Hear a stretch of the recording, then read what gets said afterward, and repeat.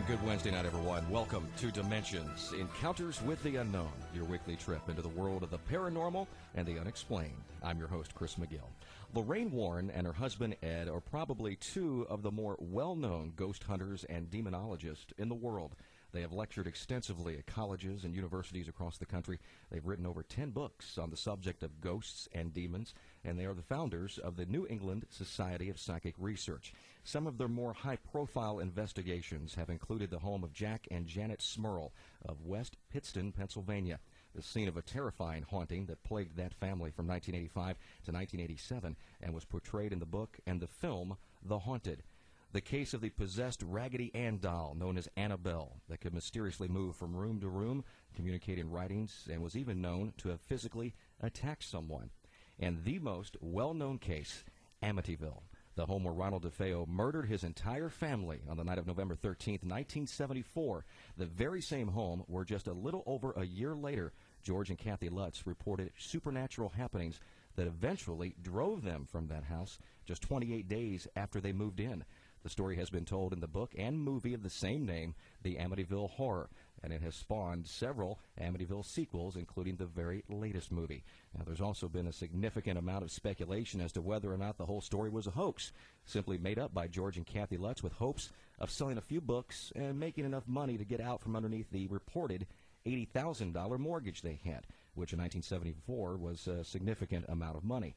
On the other hand, there's also a great deal of people who believe that although the movie is just that, a movie, that overall the claim of demonic or evil forces were indeed at work within the walls of 112 Ocean Avenue. Tonight, my goal is to provide you one side of this story, as told by my very special guest, Mrs. Lorraine Warren, who was actually there. It's up to you, however, to decide for yourself what you believed happened. Mrs. Warren, welcome to Dimensions Encounters with the Unknown. Thank you. It's a pleasure to be on with you, Chris. Well, it's a pleasure to have you here tonight. Is it okay if I call you Lorraine? Yes, please do. Everybody else does. Okay, great. Now, Lorraine, first off, you and your husband have been investigating claims of the paranormal for how long now? Well over 50 years. We're married 60 years, Ed and I. We were congratulations. That's a milestone. You. Last Sunday, we were married on survivor's leave. My husband was in the service, and he was a hero in World War II, and we were married on survivor's leave when his ship had gone down, and he was one of 69 survivors on 2 ships. Oh, my. And so soon after he came home, our daughter was born while he was still in service, and soon after he came home, Chris, he immediately went back to school, and he studied art. We made our living as artists, Ed and I, but it was something in Ed.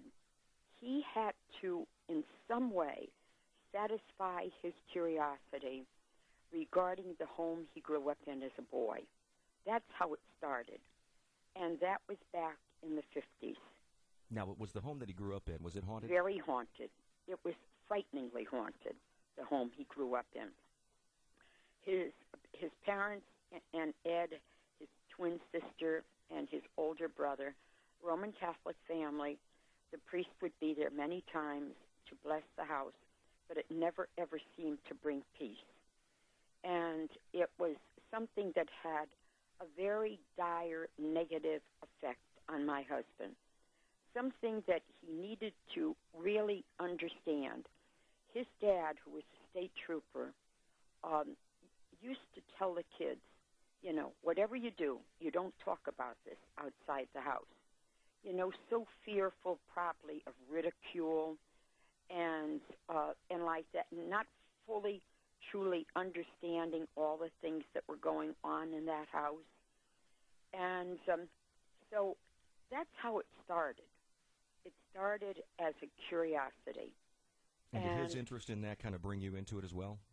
Yes, it did, because from the age of 9, Chris, I was in private Catholic girls' schools, and I began seeing lights around people. But I thought everybody could see them. Mm-hmm.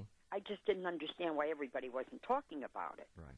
But I was a naive child, and I told one of the nuns, who was my French teacher, I said to her that her lights were much brighter than our Mother Superior. Well, she was an artist herself, and she was also taught us French. And so I had, I was punished for that. And I realized I was different, and that's one thing I didn't want to be. I tried sharing what I could see and what I could feel with my parents, but as long as it was a game, it was all right. Mm-hmm. But when it became a serious issue, it was a no-no. So I suppressed them. I grew up in a very loving Irish Catholic home, very loving home. And nobody had ever spoke about things like this. There's certainly no one to talk to about it or have anyone that could shed any light on what I was actually seeing. And that was your psychic ability as it began to develop as you were younger? That's how it began to develop. Why and how, the only thing I can think of is, and this is strictly speculation, Chris. I was anointed by the church and had lobar pneumonia in both lungs. And that in itself put me maybe in a state that I don't know. Mm-hmm. Sharpened my awareness, sharpened my abilities.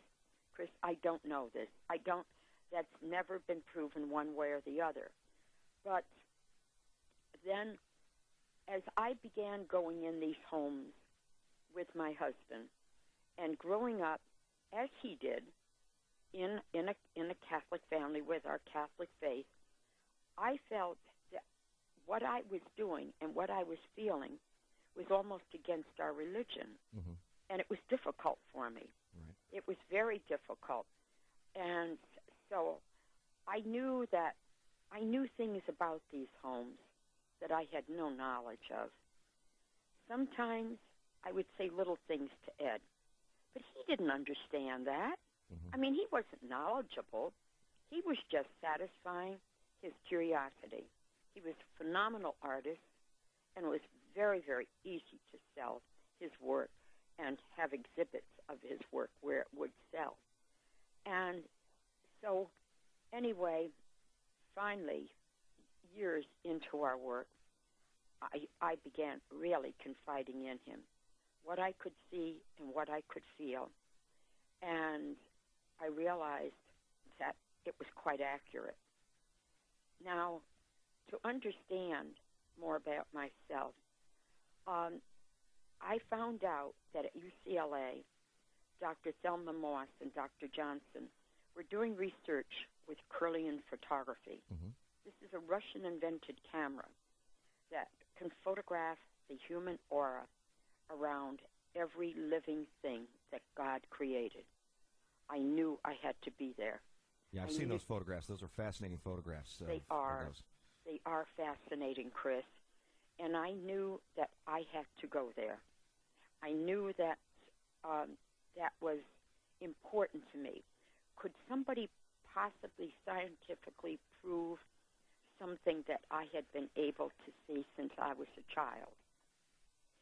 And so, in turn, they wanted to work with me as a natural psychic. See, no training.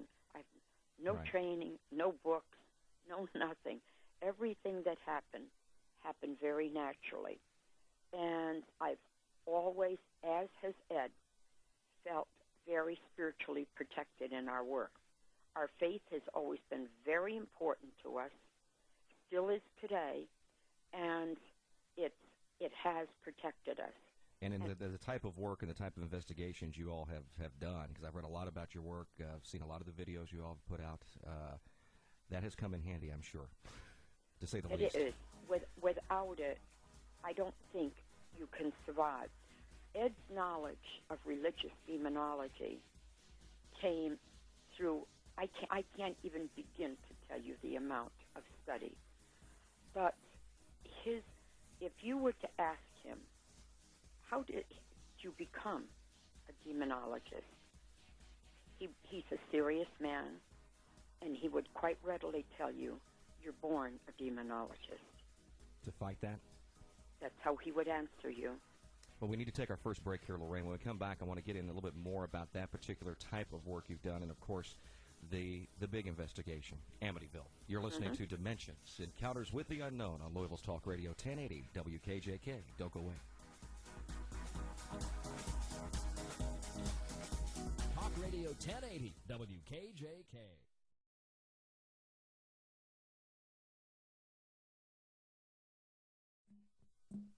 And welcome back to Dimensions, Encounters with the Unknown. I'm your host, Chris McGill.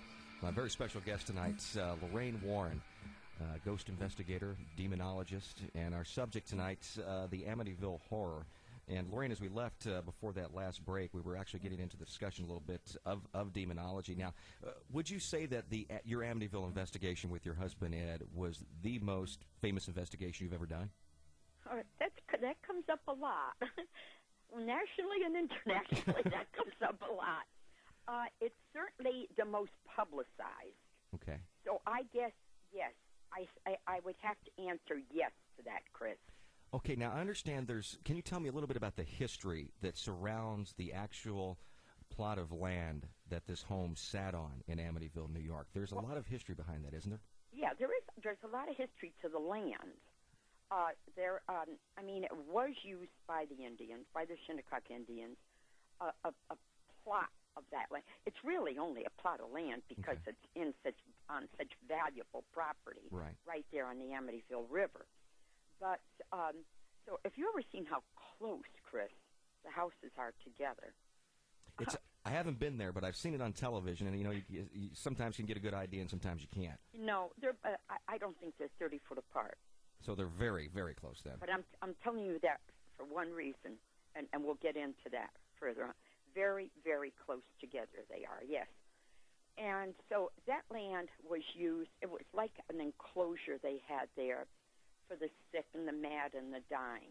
And is this the Indians you're talking about? Yeah, the Native it's the Americans? Indians.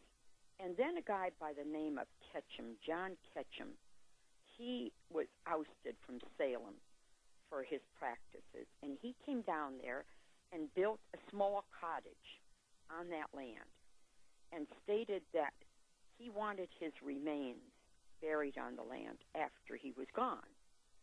Well, whether they're buried there or not, we don't know, because a good part of the backyard, if it isn't the driveway and the boathouse, there's a huge pool back there.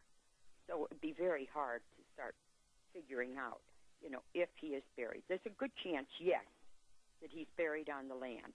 And the reason I say that is after his death, the house was sold, and it was reported things going on in that home. The home was moved from the site to another site just a few blocks away, where it still is today, and nothing has ever happened in that home since. Now, Ronald DeFeo, whose dad was a prominent businessman, he was a new car dealer, and that dealership must be still in the family, because you hear it advertised on Long Island, the DeFeo dealership. And he and his dad, Ronnie, was the oldest of the children, and his father, they just did not hit it off at all. Ronald was into everything negative that you could be into, from drugs to the occult. He was involved. Sacrifices, all things of this nature. Was he a Satan worshiper? Oh, yes. He was into everything. And his dad, there was constant fighting and constant arguing. But he brought a priest there, the father brought a priest there from Canada. And people inquired, because the family didn't really have a reputation for being overly religious people. And they said to him, why the priest in the house? Why these religious statues around the house? And Mr. DeFeo told neighbors he had a devil on his back. Now, What was he referring to Ronald? We don't know what he was referring to. There's no way we're ever going to know. Was this all shortly before the murders took place? Yes, it was. Yes, it was. And so now Ronald DeFeo is going to murder every member of his family. Chris, not many people know this, but at the time of these murders, Ed and I had a problem, our agents had a problem with a flight that we were taking down to West Virginia to a university. And so we drove. We had a rental car, and we didn't. I'm sorry, I take it back. We had our own car. Okay. For some reason, we had our own car, and we drove down. We had one of these triptychs that, from AAA, like. From AAA, right. Exactly. And so we got part way down, and there was a bad storm. It's November. There's a bad storm coming in along the coast. So we decided to look on our map and move inland to get away from this. So when we arrived at the school, the dean of students came to meet us, and he said, "How did you avoid the police in so many states?" We didn't even know what the man was talking about. Yeah. And Ed says, what do you mean? And he said, "Your mother passed away. Oh, my. November 13th, 1974, at 3:15 in the morning." And that was the same time of the murders? Yes, it was. What the meaning is it a coincidence? I don't know what it is. That's It's a heck of a coincidence. Yes, it is. Now, how did you and Ed actually get brought into the Amityville investigation? Were you contacted by the Lutzes? We were contacted by the Lutzes and by the media in New York City. Okay. And the media first contacted us, and when we asked, so let me backtrack a little bit. Okay. For one thing, we knew nothing. We didn't even know where Amityville was. I thought it was New Jersey. So we knew nothing about the murders. We knew nothing about a family moving in and fleeing, because at the time that happened, we were out in Ohio someplace, I think Canton, at a school. So we didn't know any of this. So when we got the call from Marvin Scott, we said, "Well, why did you pick us, to go in?" Mm-hmm. He said, "Remember the school in New Jersey that had a haunting?" He said, "I covered that." And he said, "I was impressed with how you people conducted your research." And he said, "So I thought maybe, hopefully you could shed some light on a home where there had been mass murder, and then 13 months later, a young family fled with just the clothes on their back. And our viewers, would like to know." That's how we got. So that's how you got involved in that. That's how we got involved. So Ed was on the other phone, and so he said, "Well, we can't go in without the permission of the family." And that came quite readily. So George Lutz said to Ed, he said, "I'll meet you at a pizza parlor." He says, "I'll tell you where it is when you're going to come into Amityville." So Ed said, "Well, why aren't you meeting us at the house?" "No," he says, "I'm not going to the house." And the priest had told him about going back in that home again. In other words, giving recognition, going in there, could be very dangerous, which is very true. So that wasn't just something the priest said. So at that point, the Lutzes had already moved out. They were already at Kathy's mother's home. Okay. Now we have to take another break, unfortunately. When we come back, I'd like for you to go more into detail about what you and your husband had found once you went inside the home there in Amityville. You're tuned in to Dimensions, Encounters with the Unknown. Tonight, the Amityville Horror. Don't go away. We'll be right back.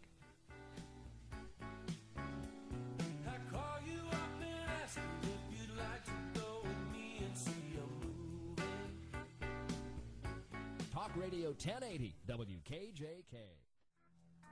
And welcome back to Dimensions, Encounters with the Unknown, Louisville's own paranormal radio. I'm your host, Chris McGill. Talking about the Amityville Horror tonight. My very special guest, Miss Lorraine Warren, who's actually been to the home with her husband, Ed, and they've done their own investigation on that. Now, Lorraine, when you and your husband, Ed, first got to the house there with the crew from the TV station, you had a few other people with you, is that correct?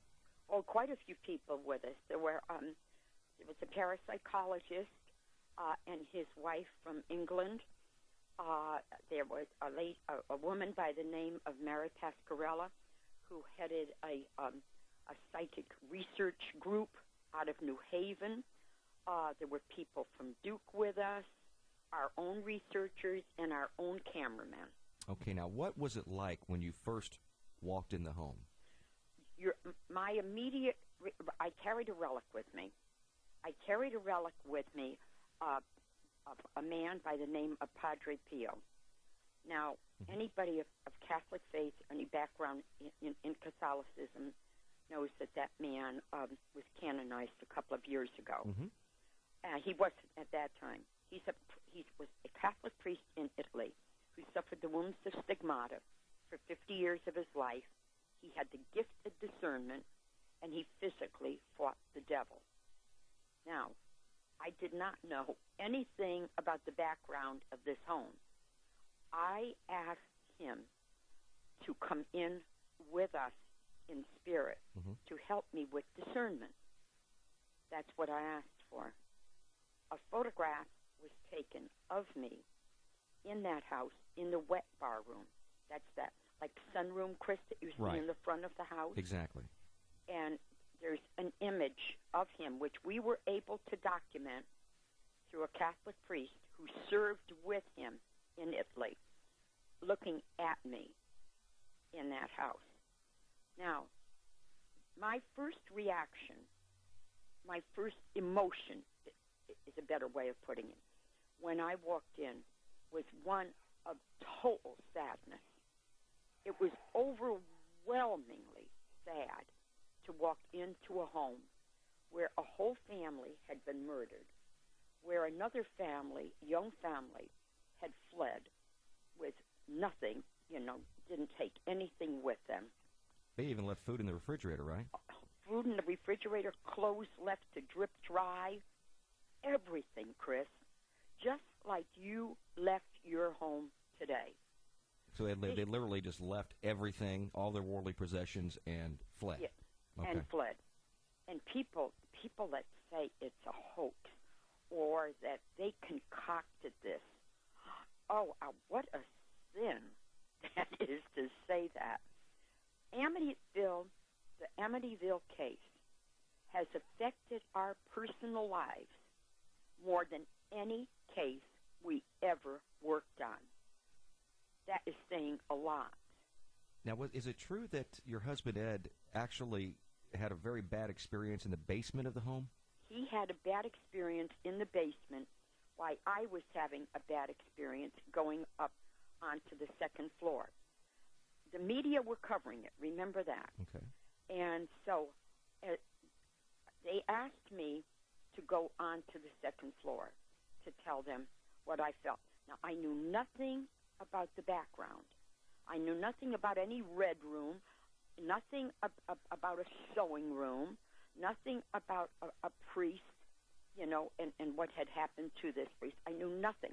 We didn't have any of that background. And so I started to go up the stairs. And as I was going up the stairs, I reached a point where it felt as if there was a force of water coming against my chest, almost as if you had to go against a tremendous force of water, and like a waterfall or something of that nature. Now, I felt Ed was behind me. He was not. Ed was not behind me. Ed had taken the opportunity as a religious demonologist to go down into the basement to command in the name of Jesus Christ for what was there to reveal itself. And what when you said about the bad experience, what he describes, it was as if a hot, wet blanket was thrown right over the top of him, forcing him to the floor, where he had to use religious resistance in order to have this lifted from him. We both came under attack at the exact same time in that house. The exact same time, while I was on the stairs and while he was down. We always worked together as a team, always. We were separated just by one floor in the house at that time. Now, did anyone else have anything happen to them while they were there?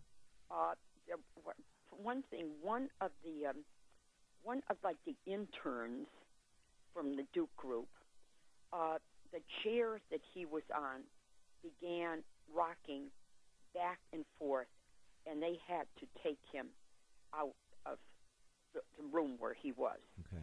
And Mary Pascarella, she became physically ill and had to leave. She actually gave up the majority of the work after this.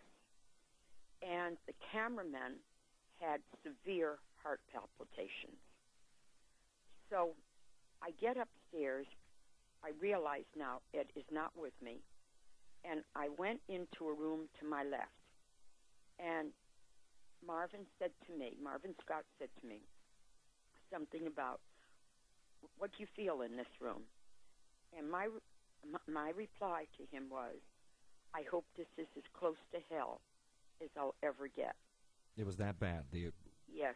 Can you describe the feeling you were having there? Was it just was it overwhelming sadness or fear at that point? No. It was overwhelming fear. Like the walls are literally closing right in on you. The evil was so thick you could cut it.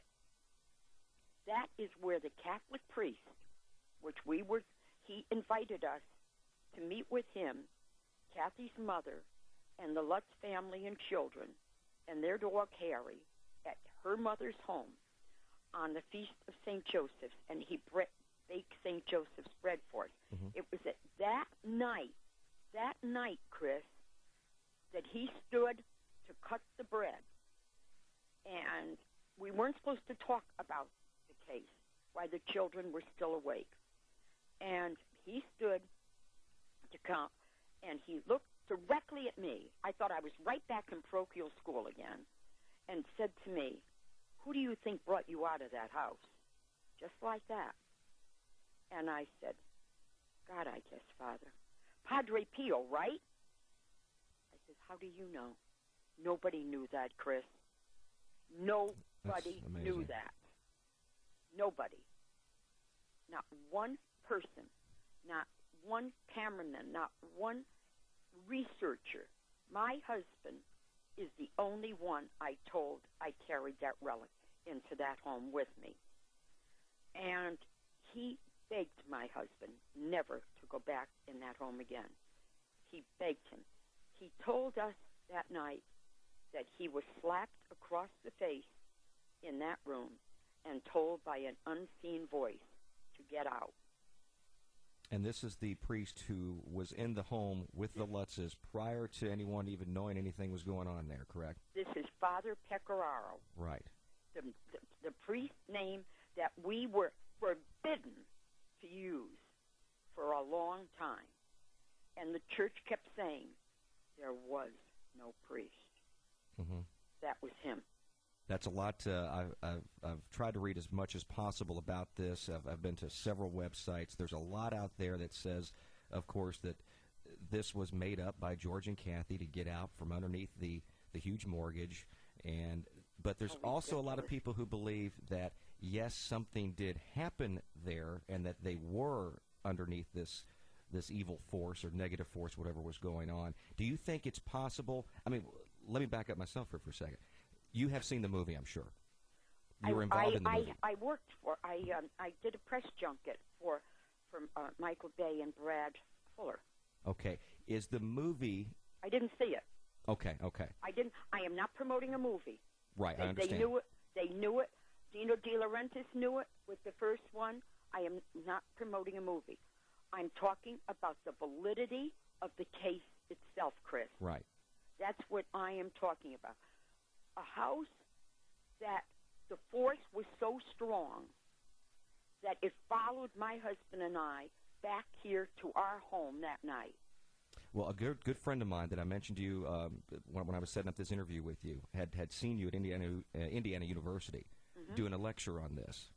And he wanted me to ask you about that. He said, because on your trip back home, is it true that Ed said something to the effect that I hope this doesn't come home with us, and then you were thrown off the road? Yes. Yes. How did you know that? Well, he had, as I mentioned, a good friend of mine had seen your lecture on Amityville at Indiana University, and you had mentioned that. Yes, that's true. That's very true. So something did then try to follow you back home then from it that location. continued to. It has affected our personal lives more than any case we ever worked on. And when we got home, now Ed's a religious demonologist, so right. Ed is not psychic, and Ed would, not be affected on the same level that I would, but he remained steadfast and strong, rooted so strongly in his faith and his knowledge, and he didn't talk all the way home. Well, after we come back from this break, I want you to tell me a little bit more about that, because I have a feeling there's more to this story that we haven't got to yet.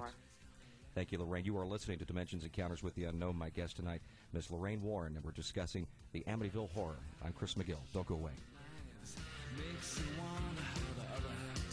Talk Radio 1080 WKJK. And welcome back to Dimensions Encounters with the Unknown. I'm your host, Chris McGill. Thank you so very much for tuning in tonight. My special guest, Ms. Lorraine Warren, and we're discussing the Amityville Horror. Now, if you'd like to see some very interesting photos and read about the Warrens' investigation of the home in Amityville, New York, just log on to www.warrens.net. That's WARRENS.net. On the left-hand side of the homepage, you'll see a link to the Amityville investigation. Now, Lorraine, as we left for the last break, you were talking about the drive home that you and Ed had from the Amityville home. Can you continue with that story for me? Yes. Now, normally we're very chatty with each other. There was no talk going home. No, none. So we got in, and he went to the phone, and he called this priest, friend of ours, who had worked with us. The priest is an exorcist. And I had called him, and I had asked, now why I did this, Chris, I don't know. I don't know why I did it, but I had a strange feeling about this case.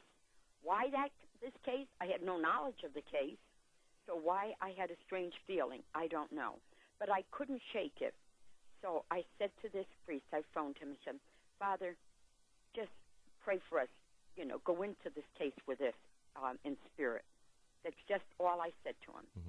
And so Ed knew. I told Ed that I did that. And he says, I don't know why. I said, I don't know why either. I didn't have the answer. So then he went, he said, Father, thanks for your prayers. Says, I'll never go in that place again. But never. You did, didn't My you? host, yes, he did. He never backed down on a case, ever.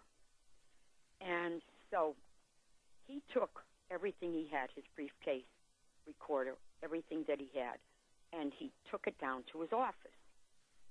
So I got in bed, and I took this booklet to bed with me. And I didn't want to go to sleep. I was just waiting for him, to come back. All of a sudden, two of my dogs were with me, a little terrier, like a little border collie, and a Belgian sheepdog. They were both with me. And I got in bed, and it was funny. I looked around my room, and it wasn't that cheerful room. I didn't quite understand what was going on. And the room has cathedral ceiling. It's all white and pine and a canopy bed. It's cheerful. It's just a very cheerful room. And it didn't feel that way. And I started to read, and I couldn't concentrate on the first paragraph. That in itself is an indication that something is trying to reach you. And then all of a sudden, it was the sound as if you had large sheets of sheet metal and you were shaking them. It was a deafening sound. But, I mean, we live way out in the country. There's nothing near us. And I looked at the corner of my eye, and the dogs were like statues. They weren't even moving. And then it was like a cyclone of wind or energy. And I could tell it was coming from the lower. The house is on levels. I could tell it was coming from the lowest level. The level, if you go to the very bottom level, there's an underground passageway that leads out to where Ed's office is and Ed's study that is now a part of the museum. And so I thought, wow.